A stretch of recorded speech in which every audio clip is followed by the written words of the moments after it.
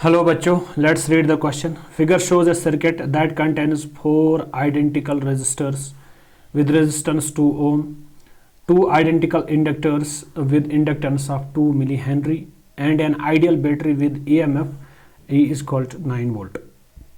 The current I just after switch is closed will be. Okay, हमारे पास एक question है जिसमें हमसे कहा जा रहा है कि आपके पास एक सर्किट दिया गया है जिसमें हमने प्योर इंडक्टर और प्योर रेजिस्टर्स लगाए हैं। तो just after switch is closed हमें बताना है कि करंट क्या होगी इस सर्किट के अंदर। तो हम देखेंगे सबसे पहले जो इसका की कॉन्सेप्ट बनेगा वो क्या बनेगा, वो ये है कि whenever we just close the switch close करने के बाद क्या होता है, just when switch is closed उस टाइम पे जो हमारा इंडक्टर है ये क्या बिहेव करता है, जो हमारा इंडक्टर होता है ये क्या बिहेव करता है। Just when switch is closed, जब हम स्विच को क्लोज करते हैं उसके बाद ही तुरंत बाद यानी t प्लस टाइम पे, just when switch is closed जो हमारा इंडक्टर का होता है, inductor offers infinite resistance. Inductor will behave like an infinite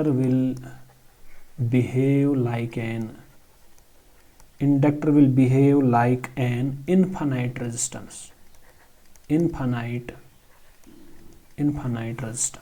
That means inductor इतनी रेजिस्टेंस ऑफर करेगा कि ये करंट को चलने ही नहीं देगा। इसका मतलब inductor will behave like an infinite resistance, that is open circuit condition. It means whenever we just close the switch, inductor behaves as open circuit. अगर इंडक्टर ओपन सर्किट बिहेव कर रहा है तो इस डायग्राम के अंदर अगर हम देखेंगे ये ब्रांच भी कैंसिल हो जाएगी और ये ब्रांच भी कैंसिल हो जाएगी, क्योंकि ओपन सर्किट है। ओपन सर्किट मतलब इंडक्टर का कनेक्शन जो है वो अगर इसके थ्रू करंट जाएगी वो पास ही नहीं हो जाएगी, क्योंकि ओपन सर्किट बिहेव करेगा ये। तो फाइनली इस सर्किट की जो हालत बचती है वो क्या रहेगी, फिलहाल ये हमारे पास एक एमीटर है जो करंट को मेजर कर रहा है। ओके, तो ये हमने यहाँ पे बैटरी लगाई है।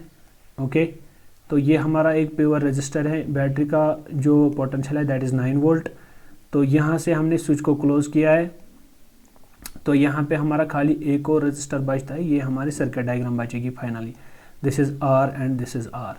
तो हमें अब क्या ढूंढना है, हमें करंट निकालनी है। तो यहाँ से करंट निकली, पॉजिटिव टर्मिनल से करंट निकलेगी, दिस इज आई। चूंकि दो रेजिस्टर्स आपस में किस में है, they are in series, therefore resistance in series जो होता है, रेजिस्टेंस इन सीरीज जो होता है वो दोनों रेजिस्टर्स की रेजिस्टेंस जो है आपस में ऐड हो जाती है R1 plus R2। But we know जितना R1 है उतना R2 भी है, दो ओम के दोनों है, 2 + 2 ohm, so the equivalent resistance will be equal to 4 ohm. Now what is our current? We need to find out the current. Okay, so current will be equal to according to Ohm's law V is equal to IR.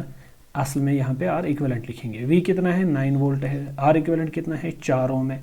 तो हमारी current जो है किसके बराबर निकल के आएगी, this is 4 1 jar 4, 4 2 jar 8, 4 2 jar 8, यहाँ से पहुँचेगा 10, तो ये फिर से बनेगा 4 2 जार 8, फिर 2 बचेगा, 4 5 जार 20। So the current will be equal to, therefore जो करंट का वैल्यू हमारे पास निकल के आ जाएगा that is 2.25 ampere. This is the final answer of this question. Hope you got the answer of this question. Final answer is A part. Thank you, all the best.